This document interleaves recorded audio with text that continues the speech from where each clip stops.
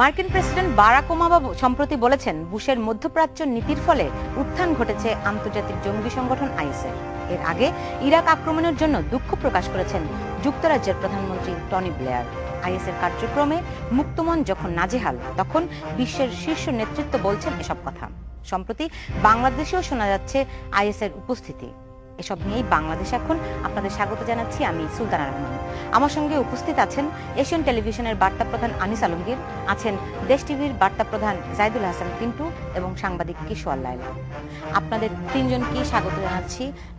বুঝতেই পারছেন যে আমাদের আসলে আইএসের উত্থান সাম্প্রতিক বর্তমান বিশ্বে এর যেই প্রভাব, যেই নাশকতা আমরা দেখছি, বিশেষ করে ফ্রান্সে আক্রমণের পরে, মূলত এগুলো বিষয় নিয়ে আমরা আলোচনা করতে চাই। তার আগে একটু দু একটা খবরের কাগজের আমি একটু মূল শিরোনামগুলি পড়তে চাই। প্যারিসে এক হামলাকারী চিহ্নিত, গাড়ি অস্ত্র উদ্ধার। আপনি জানেন যে কালো গাড়িতে করে এখানে হামলা করা হয়েছে এবং আইএস এটার দায়ও স্বীকার করেছে। ভোরের কাগজ দেখছি বলছে শোকস্তব্ধ ফ্রান্স, ইউরোপ জুড়ে সাঁড়াশি অভিযান।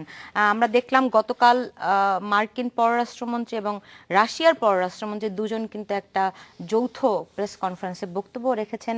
এরই মধ্যে কিন্তু সিরিয়াতে আইএসের বিরুদ্ধে অভিযান চলছে। এটা নিয়ে আবার দুই পরাশক্তি আমরা যদি বলি, তারা বিভক্ত। ফলে এই যে বিশ্ব রাজনীতিতে আইএসের উত্থানকে কেন্দ্র করে নতুন ধরনের কোনো মেরুকরণ কি হতে যাচ্ছে কিনা, আনিস আলমগীর? আইএসের উত্থানকে কেন, আইএস তো উত্থিত আছে আগে থেকেই, এখন নতুন করেই কি উত্থান? আমি তো মনে করি যে আইএসের বরং মরণ সময় এখন। যখন আইএসের উত্থান পর্বটা ছিল ইরাক যুদ্ধের পরপরই। তারা ইরাক যুদ্ধ, আজকে অনেকে বলে আইএসকে সৃষ্টি করা হয়েছে, মার্কিনিরা সৃষ্টি করেছে। আসলে মার্কিনের ডাইরেক্ট তো আর সৃষ্টি করে না, বাট ইনডাইরেক্টলি পরে যদিও ইনভলভ হয়, এটা তো বের হবে কোনো না কোনো দিন। কিন্তু আইএস আসলে কোথা থেকে আসলো, এটা আসলে বড় একটা কোশ্চেন সবার। কারা আইএস? কারা? সাদ্দাম হোসেন যখন ক্ষমতাচ্যুত হলো, ইরাকের একটা রেগুলার আর্মি ছিল। এই রেগুলার আর্মিকে যখন নতুন করে একটা সরকার গঠিত হলো, সেখানে আপনারা জানেন যে সাদ্দাম ছিল সুন্নি এবং সরকারে যারা ছিল তারা সুন্নিরা সংখ্যাগরিষ্ঠ, সরকারে বেশিরভাগ বড় বড় পোস্টগুলোতেই ছিল। বাট ইরাকে সুন্নিরা কিন্তু সংখ্যাগরিষ্ঠ না, সুন্নিরা শিয়ারাই সংখ্যাগরিষ্ঠ। এখন দীর্ঘ 24 বছর শাসন করলো সাদ্দাম তার বাথ পার্টির ইয়েটা আরো বড়, বাট সাদ্দাম 24 বছর করলো। এই 24 বছরে সে এমন অবস্থা তৈরি করেছে যে শিয়াদের যে ক্ষমতার প্রক্রিয়ায় শিয়ারা অনেক দূরে সরে গেছে, আর সুন্নিরা ছিল বড় অংশ করে। আর এর মধ্যেও আবার তার তিরকিত, তার এলাকা প্রীতিটাও বড় করেছিল, বড় বড় পোস্টগুলো ছিল। যখন এই রিজিমটা শেষ হয়ে গেল, তখন কমপ্লিট উল্টে শিয়ারাই আসলো রাষ্ট্র ক্ষমতায়, সুন্নিরা তখন আউট। হোল সামরিক বাহিনীটা একটা শেষ। এই বাহিনীর লোকগুলো আমার নিজের চোখে দেখা যে সাধারণ কাজ করত এবং তারা ভাত পানির জন্য কষ্ট শুরু হয়ে গেছিল। কিন্তু শেষ দিকে যে সাদ্দাম যে স্টাইলে তাদেরকে চালিয়েছিল, রেশন ছিল, তারা সাপ্তাহিক একটা রেশন পেত, গাড়ির তেল পেত, অনেক সুবিধা ছিল। কিন্তু এরা আসার পর পুরোটাই বন্ধ। একটা প্রক্রিয়ার মধ্য দিয়ে যদি এত বছর ধরে চলে আসে, সেটা যদি হঠাৎ করে বন্ধ হয়ে যায়, মানুষের যে কি ক্রাইসিস তৈরি হয়, সেই ক্রাইসিসটা ওইখানে তৈরি হয়েছিল এবং মানুষ এত গরিব হয়ে গেছিল। এখন তাদের যখন রেগুলার জব নাই, এই পুরো বাহিনীটাই যোগ দিয়েছে এই আইএসের সঙ্গে। এবং সেখানে বাগদাদি যে ছিল, বাগদাদি কিন্তু একসময় আইএসের নেতা যে ছিল, সেও তো ইরাকের, সেও একসময় কিন্তু আল কায়দার লোক ছিল। আল কায়দার থেকে তাকে বহিষ্কার করা হলো, আল জাহরিদের সাথে তার ঠিক ছিল না। এখন বহিষ্কৃত অংশ নিয়ে, এই অংশটুকুকে নিয়ে তারা এই আইএস শুরু করলো। এই শুরু করাটা আবার আমেরিকা আবার লুপে নিল। কেন লুপে নিল? ওইদিকে শিয়া সরকার আছে, বাশারকে সরাতে হবে। তো বাশারকে সরাতে হলে বাশারের যে ইয়েগুলো আছে, সুন্নি যেগুলো আছে, এই সুন্নিরা মিলে এক ধরনের তৈরি করলো এবং এই সালাফি বলেন বা সৌদি কেন্দ্রিক যে সৌদি আরব এখানে প্যাট্রোনাইজ করলো। তো এরা এই স্বর্গরাজ্য তো এরাই চালিয়েছে, দীর্ঘদিন থেকে চালিয়েছে। তাদের আচার আচরণ তো যে শুধু অভ্যন্তরীণ এলাকায় ছিল একটা সময়, কিন্তু সেটা পরবর্তীতে তাদের খায়েশ এত বেশি হলো যে আমাদের এই ভারত পর্যন্ত তাদের অধীনে চলে যাচ্ছিল। নিশ্চয়ই দেখেছেন আপনি এখন আপনি যেটা আপনার কথা অনুযায়ী যে সাদ্দামের যে বাথ পার্টির লোকজনই আসলে আইএস তৈরি করলো, যেটা আমরা যদি বলি যে তৈরি করলো না, আইএস হতে বাধ্য হলো, যাই হোক, কিন্তু মানে বুশের পররাষ্ট্র বা ইরাক নীতির কারণে এই আইএস এর একটা উত্থান হয়েছে, এমনটা কিন্তু বারাক ওবামা সম্প্রতি তার একটা ইন্টারভিউতে বলেছেন। তাহলে আমেরিকা আসলে এই দায় কিভাবে এড়াতে পারে? আজকে আমরা 1 বছরেরও বেশি সময় ধরে দেখছি সিরিয়াতে যুক্তরাষ্ট্র আইএস দমনের জন্য অভিযান চালাচ্ছে, কিছুই তো হচ্ছে না। রাশিয়া গিয়ে এখন ইন্টারফেয়ার করলো, ফলে মানে যুক্তরাষ্ট্রের ভূমিকাটা এখানে বরাবরই কি প্রশ্নবিদ্ধ নয়, জাহিদুল হাসান? না, আপনি এটা প্রশ্ন করতেই পারেন। সেটা শুধু যুক্তরাষ্ট্র না, টোটাল পশ্চিমা বিশ্ব এবং সাথে ইউরোপও এটার সঙ্গে ইনভলভ। কারণ যুক্তরাষ্ট্র তো একা আক্রমণ করছে না, তার সঙ্গে মিত্র বাহিনী আছে, ন্যাটোর ইতে করতেছে। সেখানে ফ্রান্সও একটা শক্তি, আপনার অস্ট্রেলিয়াও শক্তি, ব্রিটেনও আছে। এই এই বাহিনী মানে যৌথ বাহিনী যে আপনার আইএসের উপরে যে অ্যাটাক করতেছে, যেটা বলছেন 1 বছরও কিছু হচ্ছে না, এটা আপনার পশ্চিমা মিডিয়ার খবর দ্বারা আমরা এতটাই প্রভাবিত, ওই মিডিয়া যা বলে আমাদেরকে সেগুলো হজম করা ছাড়া আর আমাদের কোনো বিকল্প থাকে না। আসলেই আপনার আইএসের উপর আক্রমণ হয়েছে কিনা বা কত পার্সেন্ট হয়েছে সেটা নিয়ে কিন্তু অনেক ডিবেট আছে। যে আক্রমণগুলো করেছে আপনার এই যেটা আনিস আলমগীর বললেন, সিরিয়ার যে বাশার সরকারের বিরুদ্ধে তো আপনার আরও কিছু ছোট ছোট বিক্ষিপ্ত আপনার ওই সশস্ত্র গ্রুপ আছে, সেইগুলোকে মানে বাশারের বিপক্ষে তারা, সেইগুলোর উপরে কিন্তু অধিকাংশ অ্যাটাকটা হয়েছে। আপনি সর্বশেষ খবরগুলো যদি আপনি দেখেন, এই যে আবার যদি বলেন যে রাশিয়া যে আক্রমণ শুরু করলো, এটা নিয়ে আবার পশ্চিমা বিশ্ব কি বলছে যে সিরিয়া মানে আইএসের উপর যে আক্রমণটা হচ্ছে এটা অনলি 5%। মানে এটাও কিন্তু পশ্চিমা মিডিয়ার খবর, কিন্তু রাশিয়া আবার এটা পশ্চিমা মিডিয়ার খবর ঠিক, সেটা আমি বলছি না। কিন্তু রাশিয়া বলছে যে যেহেতু তারা 1 বছরেরও বেশি সময় ধরে আইএস এর বিরুদ্ধে অভিযান চালাচ্ছে কিন্তু কিছুই হচ্ছে না, তারা আসলে আসাদ সরকারকে সরাতে চায়। এটা হচ্ছে গিয়ে কিন্তু রাশিয়ার অভিযোগ। এটা রাশিয়ার অভিযোগ। রাশিয়া আবার ওদের অভিযোগ আপনার রাশিয়া আসাদ সরকারকে রাখতে চায়। মূলত তো আপনার এখানে ওই ভূ রাজনৈতিক বিষয়টাকে ভাবতে হবে। ওখানকার জায়গাটা দখলের বিষয় আছে, ওখানে তেল দখলের বিষয় আছে, বিজনেসটা ওখানে, অস্ত্রের ব্যবসা তো আছে। রাশিয়া যে রাখতে চায়, রাশিয়া যে রাখতে চায়, রাশিয়ার বড় ধরনের ইন্টারেস্ট আছে এবং ইন্টারেস্টটা খুব ভ্যালিড।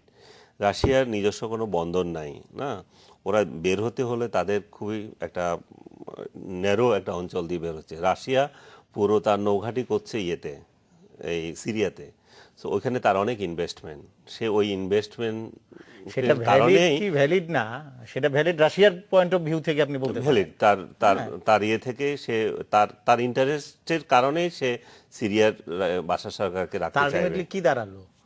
কেউই কি আপনার জঙ্গি বিরোধী অভিযান করলো? না, জঙ্গি বিরোধী আছে। রাশিয়া যে অ্যাকশন নিয়েছে, আজকে আইএস তো ছিন্ন ভিন্ন হয়ে গেছে।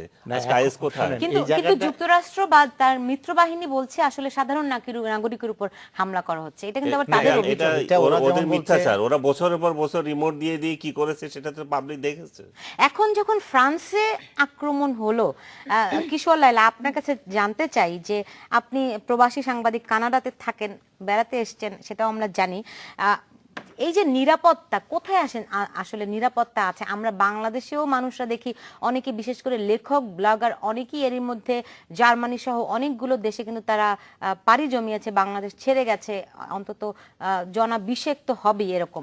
ফলে প্রতিদিনই কেউ না কেউ যাচ্ছে, একেবারে যারা হুমকি পেয়েছে এরকম লেখক, ব্লগার। তো নিরাপত্তা আসলে কোথায়? প্রবাসী কি সেই নিরাপত্তা কি আছে? যখন ফ্রান্সে এত বড় একটা আক্রমণ হলো, এতজন মানুষ প্রাণ হারালো, সেখানে নিরাপত্তার বিষয়টি কিভাবে করে দেখা যায়? ঠিকই বলেছেন একেবারে, মানে পয়েন্টে কথা যে হ্যাঁ নিরাপত্তা এতদিন বাংলাদেশের উপর দোষারোপ করা হতো যে অনিরাপদ একটা রাষ্ট্র, একটা ঘটনা ঘটলেই বলা হতো এবং সবসময় বলা হচ্ছে, এখনো বলা হচ্ছে।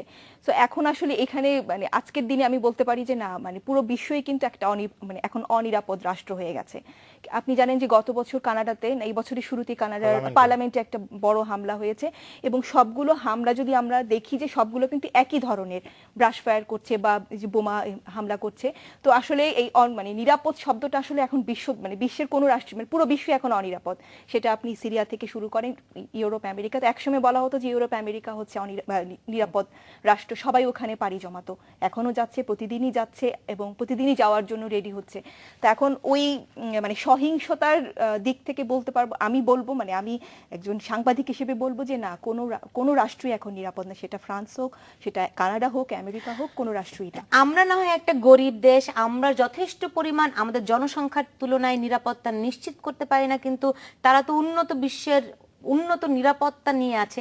তাদের নিরাপত্তার ঘাটতি কোথায়, নাকি সেই তুলনায় আমাদের দেশের অবস্থা অনেক ভালো কিনা, আমরা এরকম একটা আত্মতৃপ্তি এত সমস্যা নিয়েও আমরা সমস্যা ভালোই নিয়ে আছি সেই এই সব তুলনায়। বিষয়গুলি নিয়ে আমি ফিরবো। নিচ্ছে একটা মাত্র 40 সেকেন্ডের বিরতি, সঙ্গে থাকুন।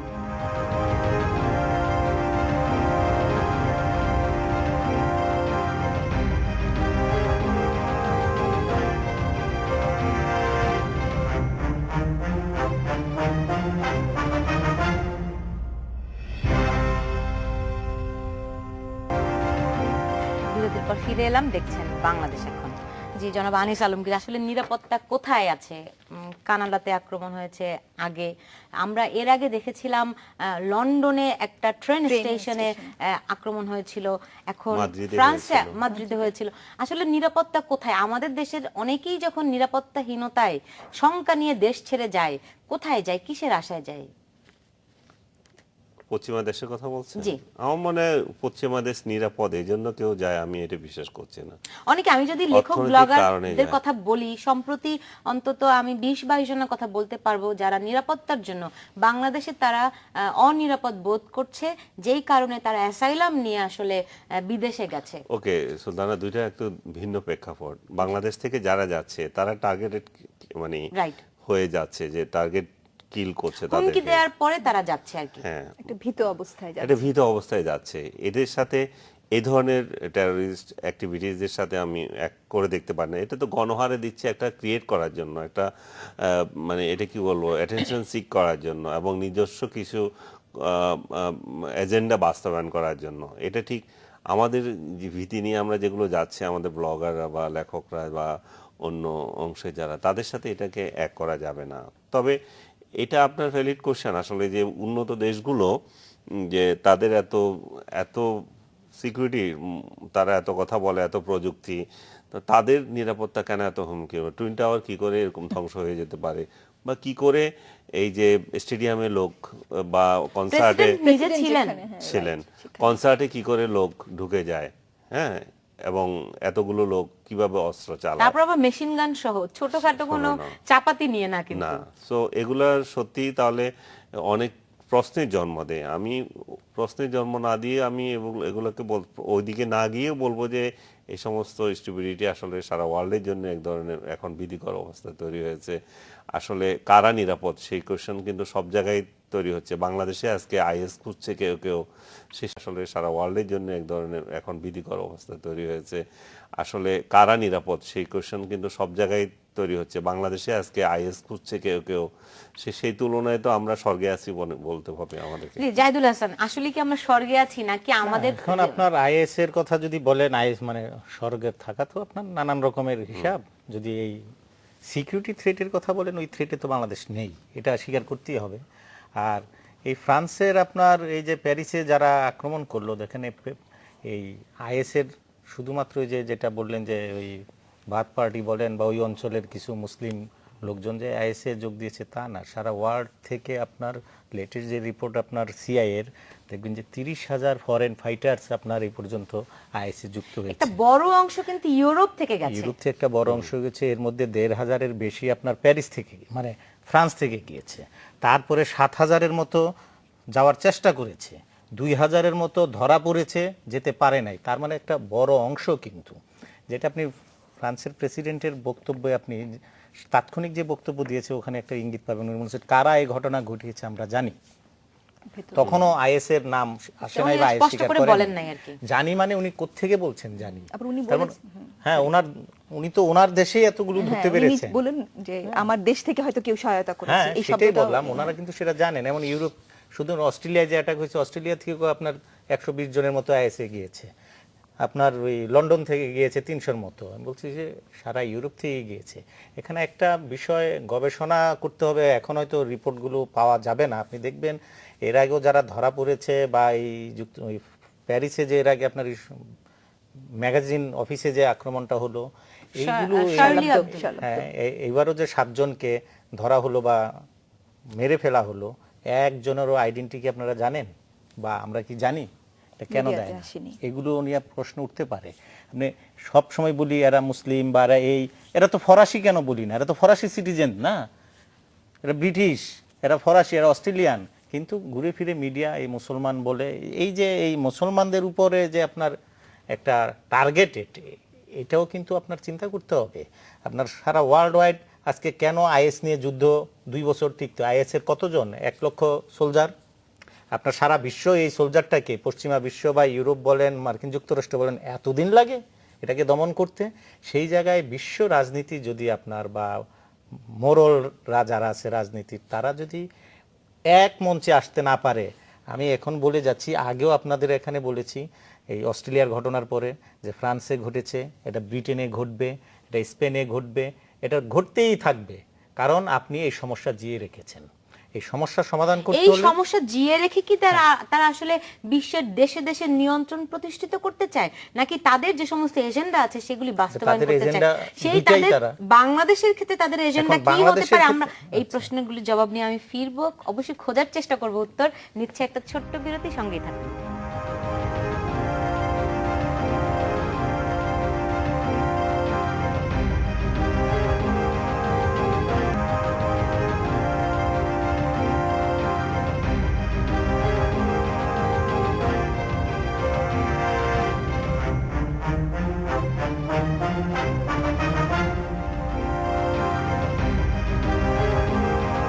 বিরতির পর ফিরে এলাম, দেখছেন বাংলাদেশ এখন।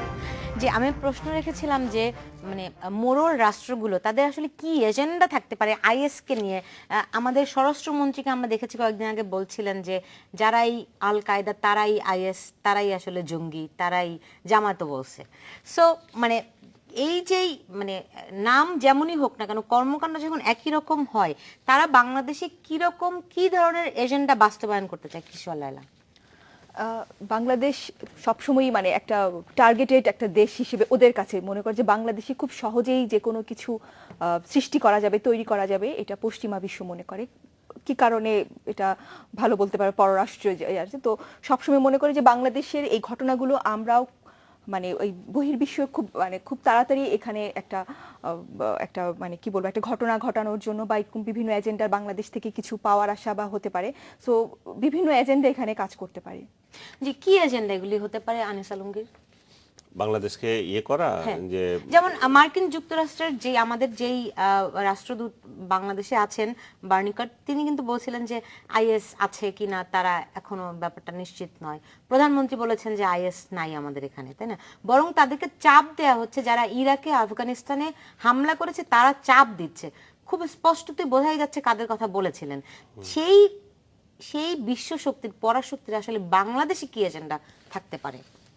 বাংলাদেশে তো তাদের এজেন্ডা আছে। বাংলাদেশে তাদের সরকারের তাদের কথা মতো চলে না, সেরকম একটা সরকার যদি থাকে তাদের তো একটা অসুবিধা হয়। সেই জায়গায় লেভেল দিতে পারলে বাংলাদেশকে সুবিধা না অনেক দিক থেকে। কিন্তু বাংলাদেশে আইএস আছে কি নাই সেই প্রশ্ন তো দীর্ঘ বিতর্ক। আমি বোধহয় আপনার অনুষ্ঠানে বা অন্য কোনো এক জায়গায় আবারও বলেছি, যে দেশে এতগুলো মাদ্রাসা আছে, সে দেশে আইএস আছে কি নাই এই বিতর্ক করার তো কোনো দরকার নাই। যে আইএস তো আর আকাশ থেকে আসতেছে না, পাতাল থেকে আসতেছে না, এগুলো কোথা থেকে আসবে? এগুলো সৌদি আরব থেকেও আসতেছে না, এ তো লোকালি থাকতে পারে। এখন তো এইগুলা বলবো যে আউটসোর্সিং করছে আইএস বাংলাদেশ থেকে বা এই সমস্ত অঞ্চল থেকে। তো আউটসোর্সিং করতে গেলে তার তো পাঠাইল ক্ষেত্র আছে এখানে, আইএস তৈরি করা তো খুব ইজিলি এখানে করতে পারছে তারা।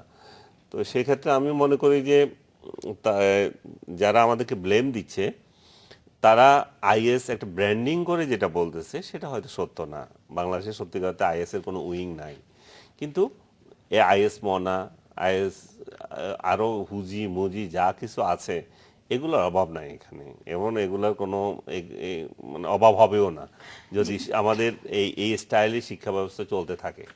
জি, যখন এজেন্ডার কথা বলছে, চাপ মানে সরকারের, আনিস আলমগীর যেমনটা বলছিলেন যে সরকার যখন কারো কথা মতো না চলে, তো কিন্তু আমরা যখন দেখছি যে বিশ্ব নেতারা বলছেন যে সন্ত্রাসের বিরুদ্ধে তারা লড়াই করার ঘোষণা দিয়েছেন, বিষয়গুলি কেমন স্ববিরোধী না? যে তারাই বলছেন যে মানে আমাদের এখানে কথা সূত্র ধরে আসে যে আইএস এর এক ধরনের লালন পালন হয়, আবার তারাই বলছে সন্ত্রাসের বিরুদ্ধে মানে যুদ্ধ, মানে দেখেন এই যে সব contradiction। কথাগুলোকে আপনি ঠিক মানে আক্ষরিক করতে নিবেন এটা ভাবার কোনো কারণ নাই। কারণ তারা তাদের বক্তব্যগুলো যে দেশে যখন তাদের সুবিধা সেই হিসেবেই কথাগুলো বলেন। এখন ধরেন এই অঞ্চলে আমেরিকার বা ওই পশ্চিমা শক্তির ঢুকার দরকার আছে কি নাই হয়তো এই মুহূর্তে নাই। 10 বছর বা 20 বছর পর যে তারা তাদের চিন্তা ভাবনায় থাকবে না তা তো না। আপনার সাউথ এশিয়ায় তাদের ঢুকা দরকার ছিল, সেটা আপনার আফগানিস্তানের মধ্য দিয়ে তারা ঢুকে গেছে। সেটা আপনার সেই 2001 থেকে এখন পর্যন্ত কিন্তু দেখেন ওই মিশন তারা ফেল করেছে। আফগানিস্তানে তারা ব্যর্থ হয়েছে, তারপরে 2003 থেকে তারা ইরাকে ঢুকেছে, সেখানেও ব্যর্থ হয়েছে। এখন তারা যদি এই ব্যর্থতার স্বীকার না করে আবারও যদি আবার আরেকটা অঞ্চলে এইভাবে ঢুকতে যাওয়ার পরে কি ফলাফল হয়, এই যে আজকে আপনার ফ্রান্সে আক্রমণ, অস্ট্রেলিয়া আক্রমণ বা আপনার লন্ডনে আক্রমণ হচ্ছে। হ্যাঁ, তো এখন এই জায়গা থেকে যদি ওরাই শিক্ষাটা না নেয় সেটা ভুক্তভোগী তারাই হবে, আর কিছু সাধারণ মানুষের হবে। আর বাংলাদেশের কথা যদি বলেন, বাংলাদেশের বিষয়টা এত সহজ না। বাংলাদেশের যে ভৌগোলিক অবস্থানটা, একমাত্র ইন্ডিয়া যদি এই ধরনের জঙ্গি বা আইএস বলেন, আল কায়দা বলেন, হুজি বলেন, যেই বলেন একই তো গোষ্ঠী জঙ্গিগুলো, এদেরকে যদি প্যাট্রোনাইজ না করে, এদেরকে যদি ইন্ডিয়া তাদেরকে ঘুরে না তোলে, সাপোর্ট না দেয়, এই বাংলাদেশে এটা সম্ভব না। কারণ বাংলাদেশেরই 3 পাশে ইন্ডিয়া, একদিকে বঙ্গোপসাগর, এরা পালাবে কোথায়, আসবে কোথায়, যাবে কোথায়, এইটা কিন্তু বাইরে থেকে আসতে পারবে না। এখান থেকে যদি কিছু তৈরি করা হয় সেটা বিক্ষিপ্ত। কারণ আমাদের দেশের রাষ্ট্র ব্যবস্থা বলেন, আমাদের সমাজ ব্যবস্থা বলেন, আমাদের ধর্মীয় মূল্যবোধ বলেন, আমরা জঙ্গিবাদের বিরোধী। কারণ সামাজিকভাবে যদি তারা জায়গা করে নিতে না পারে, বিক্ষিপ্তভাবে ঘটনা ঘটবে। যেটা আপনার একসময় এই দেশে জেএমবি করেছে, সারা দেশে তো বোমা হামলা করেছে না তারা? এই 2004-এর এই আপনার 17 আগস্টে তারা কি টিকতে পেরেছে? রাষ্ট্র যদি মনে করে এখানে আমি একটি জঙ্গিও রাখবো না, রাষ্ট্রের পক্ষে বাংলাদেশে অন্তত এটা সম্ভব। কারণ তখন আপনার ওই জঙ্গিরা আশকারা পেয়েছিল সরকারের পক্ষ থেকে। মানে আমি তো তখন দেখেছি। তাহলে এখন যখন আমরা দেখি একের পর এক এখনো, লেখক, প্রকাশক, ব্লগার খুন হন, তারা কাদের আশকারায় এই আসলে? জায়গাটায় আমি বলি, এই প্রশ্নটা আপনি একটা ভালো প্রশ্ন করেছেন। এখন তো সরকারের অবস্থান হইল জঙ্গিবাদের বিরুদ্ধে 0 টলারেন্স। তারপরও আপনি যেটা বলছেন একের পর আক্রমণ হচ্ছে। এই জায়গায় আমি মনে করি যে সরকারের যে সরকার যন্ত্র আছে, গভর্নমেন্ট মেশিনারিজ, আমলাতন্ত্র, তাদের আন্ডারস্ট্যান্ডিংয়ে ভুল আছে। আমার দেশের এখন পর্যন্ত জঙ্গিবাদ বিরোধী কোনো স্ট্র্যাটেজি নাই। যেটা আপনার দেখেন এই ব্রিটেনেও আছে, আপনি কন্টেস্ট দেন, গুগল সার্চ দেন, পেয়ে যাবেন। এগুলি সব ওপেন সিক্রেট। আপনার কানাডার আপনার জঙ্গিবাদ বিরোধী কৌশল আছে, অস্ট্রেলিয়ার আছে, শ্রীলঙ্কায় আছে, আমরা না ইন্ডিয়ায় কিছুদিন আছে। আগে কি একটা সাইন করে আসলাম সন্ত্রাস আমাদের বিরোধী? বাংলাদেশে এটা আমি কেন বলি আমলাতন্ত্রের প্রবলেম আমাদের এখানে, এই 2006-এ আপনার যখন জাতিসংঘ আপনার এই টেরোরিজমের সংজ্ঞা কি, এটা নিয়েও তো একটা ডিবেট ছিল। Debate আছে, এখনো আছে ওটা। হ্যাঁ, এই ডিবেট থাকবেই। কারণ আমি যুদ্ধ করতে যাব, আমাকে মুক্তিযোদ্ধা বলবেন, আরেকজন বলবে সন্ত্রাসী, তাই তো এই সংজ্ঞা নিয়ে ডিবেট থাকবেই। তারপরও জাতিসংঘ একটি সংজ্ঞা নির্ধারণ করে দিয়েছিল, সেটা আছে এখনো। হ্যাঁ, এরপর যখন বাংলাদেশেও জঙ্গিবাদ বিরোধী আপনার একটি স্ট্র্যাটেজি নেওয়ার কথা বলা হলো, বাংলাদেশে তারা আসার পর মিটিং হলো, কর্মশালা হলো। হ্যাঁ, 2007-8-এর দিকে কয়েক দফা মিটিং হলো। আপনি দেখেন 2007-8-এর কথা বলছি, 2009-এ আওয়ামী লীগ সরকার আসলো, সরকার তার কর্মসূচি দিয়ে দিল জঙ্গিবাদের বিরুদ্ধে তার অবস্থান 0 টলারেন্স। কিন্তু যাদেরকে দায়িত্ব দেওয়া হলো তারা তো এটা আর এগিয়ে নিয়ে যেতে পারলো না। সেই ওই এজেন্সির লিডিংয়ে কে অবস্থান 0 টলারেন্স, কিন্তু যাদেরকে দায়িত্ব দেওয়া হলো তারা তো এটা আর এগিয়ে নিয়ে যেতে পারলো না। সেই ওই এজেন্সির লিডিংয়ে কে থাকবে?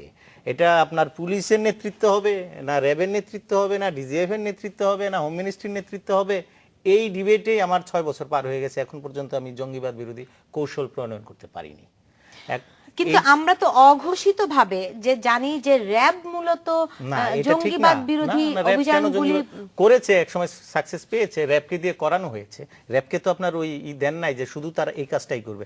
র্যাব তো আমি দেখি যে পলিটিক্যাল লিডার তো অ্যারেস্ট করতেছে না, র্যাব নূর হোসেনকেও নিয়ে আসতেছে।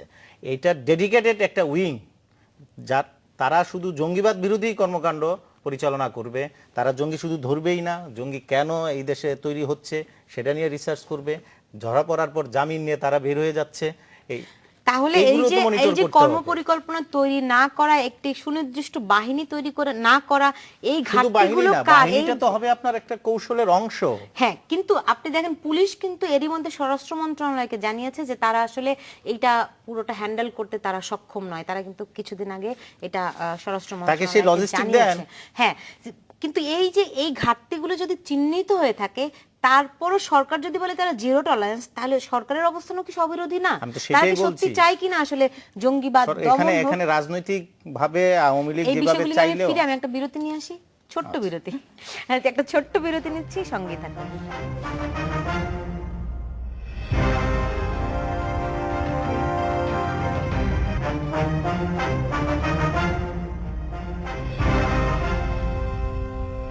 বিরতির পর ফিরে এলাম, দেখছেন বাংলাদেশ এখন। এই যে আইএস বলেন, বাংলাদেশের ক্ষেত্রে যেই জঙ্গি দমনের কর্মপরিকল্পনার কথা জাহিদুল হাসান আপনি বলছিলেন, সেই ঘাটতি আসলে সরকার কি মানে নিজের দায় এড়াতে পারেন না? এড়াবে কি করে? কারণ সরকারকে এই দায় নিতে হবে, কারণ একটার পর একটা তো ঘটনা ঘটছে, কিন্তু কুলকিনারা করা যাচ্ছে না, ধরা পড়তেছে না, ধরতে পারছে না। তো সেই জায়গাটা কেন পারছে না, এই প্রশ্নের গভীরে তো যেতে হবে। আপনার ঘোষণা দিয়ে একের পর এক এই জঙ্গিগুলো বা যেই নামেই তাদেরকে অভিহিত করেন না কারণ, এরা তো আপনার মানে অশিক্ষিত মূর্খ জঙ্গি। হ্যাঁ, কারণ তারা যেভাবে মানুষগুলোকে মারছে, তো তাদেরকে যখন ধরতে পারছে না, দায় তো সরকারের ঘাড়েই চাপবে। আলটিমেটলি তো আপনার দায় সরকারেরই। তো সেই জায়গায় আমি যেগুলো বলছিলাম যে রাজনৈতিক ইচ্ছা সরকারের আছে ঠিকই, যে জঙ্গিবাদ দমনে কোনো রকমের ছাড় দেওয়া হবে না, কিন্তু সরকারের যে মেশিনারিজ, তাদের ইচ্ছা কতটুকু, তারা কতটুকু প্রস্তুত, সেটা নিয়ে আমার সন্দেহ দেখা দিয়েছে। আপনি বলছেন রাজনৈতিক ইচ্ছা যদি থাকে, তাহলে আসলে বাস্তবায়ন খুব কঠিন কিছু হওয়ার কথা। রাজনৈতিক ইচ্ছা আছেই কিনা, কারণ অনেকে অভিযোগ করেন সরকার মানে রাজনীতির কারণেই এদেরকে জিইয়ে রাখে, এরকম অভিযোগও কিন্তু আছে। আমি এটা অন্তত এই সরকারের আমল এটা দেখছি না। এটা একসময় ছিল এই দেশে, যে ছিল না তা না, এই সরকারের আমল দেখছি না। দেখেন, এটা শেখ হাসিনা অন্তত এটা করবে না এই কারণে যে জঙ্গিবাদের সবচেয়ে বড় এবং প্রধান টার্গেট কিন্তু শেখ হাসিনা নিজে। এই দেশে জঙ্গিরা 1 নম্বর শত্রু কিন্তু তাকেই মনে করে। হ্যাঁ, আর উনি বেশ কয়েকবার ওখান থেকে বেঁচে এসেছেন হামলা থেকে। হ্যাঁ, তো উনি চাইলেই যে সব হয়ে যাবে এটা ভাবার কোনো কারণ নাই। কারণ আপনার প্রশাসনে গত 20, 25, 30 বছরে যারা বসে আছে, তারা যে জঙ্গিবাদের সিম্পেথাইজার না, তাদের মধ্যে কেউ কেউ, এটা আপনি বলেন কি করে? যে কারণে এক সময় তো কি আপনার এই যে আমাদের ওই যে হোম সেক্রেটারি যে আপনার ওমর ফারুক সাহেব, উনি তো প্যাট্রোনাইজ করছেন সচিবালয়ের সচিব থাকা অবস্থায়। আমি সেই জায়গায় বলছি যে আপনি সরকার চাইলেই, যে আপনার সরকার প্রধান চাইলেই যে সব হয়ে যাবে তা না। উনি হয়তো ওনার রাজনৈতিক মতাদর্শটা দিয়ে দিলেন, কিন্তু এটা বাস্তবায়নের জন্য যা যা করা দরকার সেই জায়গায় কাজগুলো ঠিকমতো হচ্ছে না। এখন আমরা তো দেখি সরকার, আপনি যদি আমলাতন্ত্রের কথা বলছেন, আপনি নিশ্চয়ই আমলাতন্ত্রের কথাই বলছেন। সেই আমলাতন্ত্রের কিন্তু বড় বড় জায়গাগুলোতে, গুরুত্বপূর্ণ জায়গাগুলোতে কিন্তু অনেক রদবদল হয়। আমরা দেখেছি যে অনেকে এই মুহূর্তে ওএসডি হয়ে আছে নানান রকম অভিযোগে, তাই না? তাহলে যাদেরকে আসলে নতুন করে পদোন্নতি দেয়া হচ্ছে, অনেকেই বলেন রাজনৈতিকীকরণ হচ্ছে, ফলে যেই রাজনৈতিক ইচ্ছা কিংবা এজেন্ডা যদি তারা বাস্তবায়ন করতে না পারেন, সেই ক্ষেত্রে এই জায়গায় সরকারের কঠিন পদক্ষেপ নেওয়া উচিত। আমি মনে করি জঙ্গি ধরার পাশাপাশি, বিষয়টা অনেক কঠিন হয়ে যাচ্ছে বলতে বাধ্য হচ্ছি, জঙ্গি ধরার পাশাপাশি সরকারের ভিতরে জঙ্গি ভাবাপন্ন মানুষ বা সিম্পেথাইজার আছে কিনা সেটাও খুঁজে বের করা দরকার। আর না হলে আপনি একের পর এক ঘটনা ঘটছে, কেন আমি এগুলোকে এই দমাতে পারছি না বা কোনো পদক্ষেপ নিতে পারছি, সেগুলি কে খুঁজে বের করবে? আমি জাস্ট একটু অ্যাড করতে চাই আপনার আগের কোশ্চেনে, যে জঙ্গিবাদ একটা ঘটনা ঘটলেই যে রদবদলটা করা হয়, তাই না? এই জঙ্গি ঘটনা ঘটলে কেন রদবদল করা, বা রদবদল করলেই কি জঙ্গি দমন হয়ে গেল? সবসময় নেতাদেরকে আমরা বলতে শুনি যে আমরা জঙ্গি দমন করেছি, আমরা এই গত 10 বছরে বা করেছি, কিন্তু ঘটনাগুলো কিন্তু ঘটছে। জঙ্গি হামলা হয়তো আমরা নাম দিচ্ছি না, আমরা অন্য নাম দিচ্ছি, আমরা কখনো বিএনপি জামাতের উপর দোষারোপ করছি, কিন্তু আলটিমেটলি কিন্তু এগুলো জঙ্গি হামলাই হিসেবে। আর আপনি যেটা বললেন যে প্রশ্নটা কি ছিল আপনার? যে মানে কারা আসলে এটা করছে। তো এখন ভিতরে তো অবশ্যই আছেন, এলে তো এ ধরনের হামলাগুলো কিন্তু শুধু শুধু পলিটিক্যাল কারণে কিন্তু হতে পারে না। তো যেই হামলাগুলো সবগুলোর ধারা কিন্তু একই রকম, বা মানে তারা যেই ওয়েতে এক একটা হামলাগুলো চালাচ্ছে সব কিন্তু একই রকম বাংলাদেশে স্পেশালি। তো অবশ্যই এখানে কোনো হয়তো ইয়েতে ওই নামটাতে নাই, যে আইএস নামে নাই, যেটা আনিস ভাই শুরুতে বলছিলেন যে আইএস তো মানে দমনের পথে এখন। তো আসলে এগুলো অনেক মানে বিভিন্ন নামে সময় সময়, এখন হয়তো আইএস দমন করবে, যুক্তরাষ্ট্র নানা রকম কথা বলছে, কিন্তু আরেকটা নামে হয়তো এর মধ্যে গজিয়ে যাবে।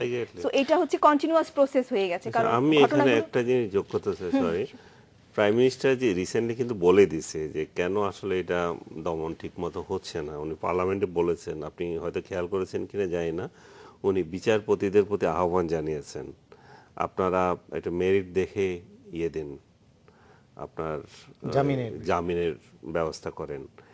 এই দেখেন প্রাইম মিনিস্টার, আমি এই বক্তব্যটা শুনেছিলাম, আমি এই বক্তব্যটা শুনেছি। হ্যাঁ, আপনার যদি জামিনের না দেওয়ার জন্য যথেষ্ট পুলিশি রিপোর্ট থাকে, পুলিশের রিপোর্টের উপর তো নির্ভর করে আপনার জামিন, তাই না? সেই তদন্তে যদি ঘাটতি থাকে, জাজ কি দেখেন এই বিষয়টাকে শুধুমাত্র না, আমি একটু যোগ করি এখানে। আপনার আমার নিজের দৃষ্টিতে মনে হয় যে এখানে সরকারি যে উকিলগুলো আছে এরও কিন্তু এগুলোর সাথে জড়িত আছে। আমার নিজের 2টা কেস জানা আছে। একটি ছেলে, সে ইন্টারমিডিয়েট পরীক্ষা দেওয়ার পরে তাকে জঙ্গি বানানো হলো, র্যাব তার বিরুদ্ধে মামলা করলো। এই মামলা করে সে লড়তে সে ঢাকা ইউনিভার্সিটি পরীক্ষাটাও ঠিক মতো দিতে পারে নাই, একটা প্রাইভেট ইউনিভার্সিটিতে পড়েছে। এখন তো আরও ভালো করে ব্র্যান্ডিং হচ্ছে যে প্রাইভেট ইউনিভার্সিটিতে পড়েছে, সে হয়তো আরও জঙ্গি হবে। সে কিন্তু প্রতি মাসে হাজিরা দিচ্ছে। আজকে 4 বছর হয়ে গেছে সে মামলা চালিয়ে যাচ্ছে। যতবার যায় ততবার সে পুলিশের কাছ থেকে থেকে পায় যে পুলিশ তার বিরুদ্ধে যে চার্জশিট দিয়েছে সেটাতে কোনো নাই। পুলিশ বলতেছে আমরা আপনার বিরুদ্ধে কোনো পাই নাই, কিন্তু র্যাব দিয়ে গেছে, সো আমরা এখন কিছু করতে পারছি না, আর আপনাকে এটা ফেস করতে হবে। আর যতবার সে যায় বরাবরই খালি হাজিরার পর হাজিরায় আসে, হাজিরার পর হাজিরা আসে। সো ইনোসেন্ট, এই লোকটা যে ইনোসেন্ট, এটা কি জাজ এর কি তৃতীয় নয়ন নাই? উনি কি এটা কি বলবো, ওনার বাইফোকাল মাইন্ড কি ওনার কাজ করছে না? ওনাদের এই ক্ষমতা আছে কিন্তু যে কারা আসল জঙ্গি কারা আসল জঙ্গি না। দেখা যাচ্ছে প্রথম আলো কয়েকদিন আগে একটা রিপোর্ট করেছে, আপনি দেখেছেন, কতশো নিয়ে গেছিল, জামিন নিয়ে গেছিল, এবং জামিন নেওয়ার পরে আবার কিভাবে ইনভলভ হয়েছে এই টেররিস্ট অ্যাক্টিভিটিসে। সো এগুলো কিন্তু পরিসংখ্যানে দেখা যাচ্ছে যে আইন আদালত থেকে কিন্তু এরা ছাড়া পেয়ে যাচ্ছে। এটা আপনি এখন পুলিশকে যুক্ত করেছেন, অবভিয়াসলি পুলিশ, সরকারি আইনজীবী এবং আদালত, আমি ঠিক ডাইরেক্টলি তাদেরকে একিউজও করতে পারি না। আপনি যেই অর্থে বললেন যে ওনারা যদি যথাযথ এভিডেন্স না পায় তাহলে কিভাবে করবেন, ওনাদের করার রাইট আছে। শুধু যে শুধুমাত্র একটা বিষয়ের উপর নির্ভর করে চলবে না। যে বিষয়টা উঠেছেন এটা ভ্যালিড ঠিকই, আপনার পুলিশি তদন্ত, এই কারণেই বলছি যে একটা সমন্বিত ব্যবস্থা যে দরকার। পুলিশের তদন্তের পাশাপাশি যে প্রসিকিউশন সিস্টেম, তারপরে আপনার জাস্টিস, এই যে ক্রিমিনাল জাস্টিস সিস্টেমে এই জায়গায় আপনি কিভাবে এটুকে অ্যাকোমোডেট করবেন। 30 লক্ষ মামলা পেন্ডিং বাংলাদেশে, একজন পুলিশ শত শত মামলা তদন্ত করে, আপনি চাইলেই কিন্তু আপনি একদিনে সব করে ফেলতে পারছেন না। এই 30 লক্ষ মামলা যে দেশে পেন্ডিং, সেই দেশে নতুন আরেকটা মামলা হলে এটা শেষ হতে কত বছর লাগবে আপনি বুঝতে পারছেন। এই জঙ্গিবাদের বিষয়টাই যদি আসি, আপনার 2000 এই আপনার ওই শায়ক আব্দুর রহমান এবং বাংলা বাজার 2004-5 না 7-এ 6-এ ধরা হলো, 6-এ ক্যাটেগরি বিএনপির শেষ আমলে ধরা হলো, ক্যাটেগরির আমলে তাদের ফাঁসি হলো। এই যে আপনি দেখেন 2007-এর মার্চে ফাঁসি হয়েছে, 6-এ অ্যারেস্ট হয়েছে। হ্যাঁ, 6-এ অ্যারেস্ট হয়েছে। 7-এর মার্চে যে ফাঁসিটা হলো তাদের, কয়জনের ফাঁসি হলো? 6 জনের ফাঁসি হলো। ওই সময় আপনার 45 জনের ফাঁসির আদেশ হলো। তো বাকি 39 জনের ফাঁসি হলো না কেন? ফাঁসির আদেশ হয়েছে, কার্যকর হলো না কেন? আদালতে পেন্ডিং আছে। দেখেন এই যে 10 বছর ধরে বা 7-8 বছর ধরে সেই মামলাগুলো এখনো পেন্ডিং। তখন কেয়ারটেকারের সময় এটা আপনার দ্রুত বিচার করে ফাঁসি কার্যকর করে নানামুখী প্রেশার ছিল হয়েছে। এরপরে কি হলো? আবার ওই তথাকথিত সিস্টেমের মধ্যে পড়ে গেল। ওই সময় আরো যে মামলাগুলি হয়েছিল 2004-এর যে আপনার সারা দেশে যে এই অ্যাটাকটা হলো, সিনক্রোনাইজড বোম অ্যাটাক যেটা হলো 2005-এ পাচ্ছে, Serious আজকে বোমা। 10 বছর হলো, তা আপনার মামলাগুলো কি শেষ হয়েছে? এখনো 150-এর মতো মামলা পেন্ডিং। আমি সেই জায়গায় বলছি, এই তাহলে জায়গাটা এটা আপনার এটা কিন্তু তাহলে দেখা যাচ্ছে যে সরকারি উকিলগুলো যেগুলো আছে শুধু উকিল একা না, আপনার এগুলো এখানে এগুলো বড় আপনার ধরনের পুলিশও আপনার criminal দেখা যায় যে- activity জড়িত। প্রসেসে চলে গেছে, আপনি এটা chain। দেখবেন যে যেই পুলিশ ওই মামলা তদন্ত করছিল, ধরেন আপনার গোপালগঞ্জে যে হামলাটা হয়েছে, ওখানে যেই পুলিশের আয়ু ছিল সে বদলি হয়ে গেছে বরগুনা, তাকে বরগুনা থেকে গোপালগঞ্জে কোর্টে গিয়ে হাজিরা দিতে হচ্ছে। এইগুলোকে যদি আপনি একটা সেলের আন্ডারে আনতে পারতেন, তাহলে আপনার এগুলো বিশেষভাবে নজরদারি করে এগুলো যেটা পুলিশ ব্যবস্থা নেওয়া বলছে যেত। যে হ্যাঁ, আমাদের কিন্তু তারপর আপনি আপনি বলছেন- পাশাপাশি আরেকটা জি, বিষয় আসে। আমি- আপনি যে জামিনের বিষয়টা জানলেন, আমি ধরে নিলাম জামিন দেওয়া হলো না। আমি যে বলছি যে কেন আজকে একটা সমন্বিত ব্যবস্থা দরকার, যে দীর্ঘমেয়াদী পরিকল্পনাও যে দরকার, শুধু স্বল্প মেয়াদী না। জামিনের দিলেন না, আপনি জাজমেন্টই দিয়ে দিলেন। যে ছেলেটা আপনার অভিযোগ কি যে আমাদের রাজীব হত্যাকারী যে ছেলেগুলো অ্যারেস্ট হলো, যে ব্লগার ওই যে, রাজীব, হুম। 18 থেকে নাফিস 20 বছরের তারপরে- বয়সের ছেলে মেয়েগুলো, ওখানে ধরেন ম্যাক্সিমাম পানিশমেন্ট যদি যাবজ্জীবন কারাদণ্ড দেন, সেই ছেলেটা যাবজ্জীবন কারাদণ্ড 30-32 বছরে সেই ছেলেটা জেলখানাতে বেরোয় আসবে। তো 30-32 বছর বয়সে যেই ছেলেগুলো জেলখানা থেকে সাজা খেটে বেরোয় আসবে, তারা কি করবে? সেই ব্যবস্থা কি আপনি নিয়ে 32 বছরে সেই ছেলেটা জেলখানাতে বেরোয় আসবে? তো 30-32 বছর বয়সে যেই ছেলেগুলো জেলখানা থেকে সাজা খেটে বেরোয় আসবে, তারা কি করবে? সেই ব্যবস্থা কি আপনি নিয়েছেন? তারা তো এসে আবার সেই একই কাজ করবে, তাদের পুনর্বাসনের চিন্তাটাও করতে হবে। আমি বলছি যে টোটাল চিন্তাটা আপনাকে করতে হবে। বিক্ষিপ্তভাবে আজকে আমি একে ধরে ধরে আটকে রাখলাম, বা তাকে ধরে জেল দিয়ে দিলাম, সে বেরোয় এসে আবার একই ঘটনা ঘটলো, বা তারে কেন জামিন দেওয়া হলো, এইভাবে একটা একটা করে আলাদা করে না, চিন্তা আমি- করার আমি কোনো সেটাই সুযোগ নেই। দ্বিমত আমি করছি না, আমি একটা second। একটা প্রশ্ন, আমার একটা বিরতিতেও যেতে হবে। সেটি হচ্ছে, আপনি বলছেন যে 30 লাখ মামলা এই মুহূর্তে পেন্ডিং আছে। একদিনে তো এই মামলা এইভাবে করে জমে নাই। তাইলে সে এতদিন বসে যে এই মামলাগুলি জমলো, কেন জমলো? সেই এটা তো দায়টা আমাদের টোটাল জাস্টিস সিস্টেমের মধ্যে হ্যাঁ, এই একদিনে তো ধরনের। জমে নাই। আপনি একদিনেই যখন না। আজকে বলেন কিভাবে মানে অল্প দিনের মধ্যে এটা সমাধান করা সম্ভব, কিভাবে করে মানে এগুলোকে আইসোলেট করে এইভাবে ফেলতে করে, হবে, দ্রুত সেইটা বিচার, কিভাবে করে এগুলোর জন্য হবে, আলাদা আলাদা ব্যবস্থা করতে হবে এগুলোর জন্য। সেই ব্যবস্থা যেহেতু করার কোনো সুযোগ আছে কিনা, অবশ্যই আছে। কিভাবে করে করা যাবে, এই বিষয়গুলি নিয়ে আমি ফিরবো। নিচ্ছে একটা ছোট্ট বিরতি, সঙ্গে থাকুন।